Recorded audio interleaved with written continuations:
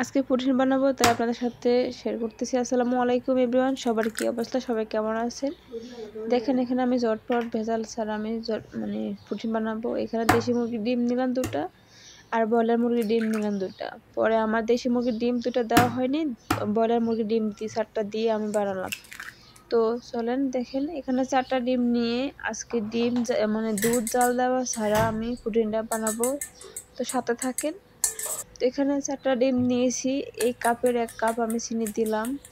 আগে ডিমটা ভালো মতো ফেটে নিতে হবে, লালাগুলো যেন না থাকে। সুন্দরভাবে ফেটে নিয়ে চিনি অ্যাড করে দিতে হবে। চিনি অ্যাড করে দিয়ে অজরে নাড়বেন, অনেক নেড়ে ছেড়ে তারপর আপনার যখন নেড়া হয়ে যাবে সাইডে রেখে দিতে হবে, ভালো মতো নেড়ে নেবেন। এখানে দেখেন আমার অনেক নাড়া শেষ। এখানে তারপর আমি এই বাটিতে এখানে কুসুম গরম পানি অ্যাড করব।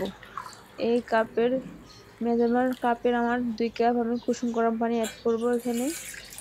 তো আপনারা জানাবেন এটা কার কার পছন্দ, বা আপনারা এভাবে কে বানান জানাবেন। এখানে আমি 2 কাপ আমার কুসুম গরম পানি নেওয়া হয়েছে।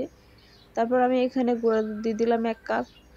এই মেজারমেন্ট কাপের 1 কাপ গুঁড়া দুধ দিয়ে বাকি যেটা ছিল ওইটা আমি দিয়ে দিলাম। এখানে দিয়ে অজরে নাড়তে হবে, নেড়ে ছেড়ে অনেক নাড়তে হবে এখানে। তো আমি নাড়তেছি। তো আপনারা জানাবেন, একটু কমেন্ট করবেন। আপনাদের কমেন্ট করতে আমার ভালো লাগে, আপনারা একটু কমেন্ট করবেন। এখানে আমার যে দুধটা আমি যে ডিমটা ফেটে রাখছি ওই ডিমে দিয়ে দিলাম মিক্স করে। এই ডিমে দুধে এখন আমার মিক্স করে ভালো মতো নাড়তে হবে। এখন আমি যে ক্যারামেলটা বানালাম, আমার ক্যারামেলটা ভালো মতো হয়নি, যাই হোক। তো আমি এখানে দিয়ে দিব, এখানে এটা 2 বাটি হবে, এরকম 2 বাটি হবে।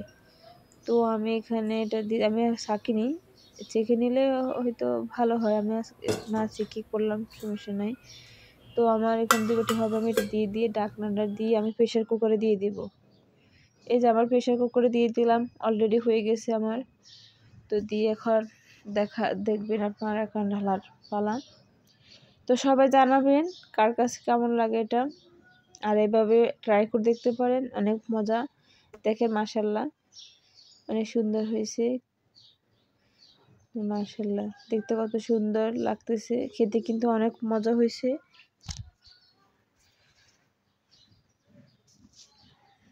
তো এই তো দেখতে পাচ্ছেন এখন খাওয়ার পালা। তো সবাইকে দিব আর এখন নিজেও খাবো, অনেক মজা হয়েছে।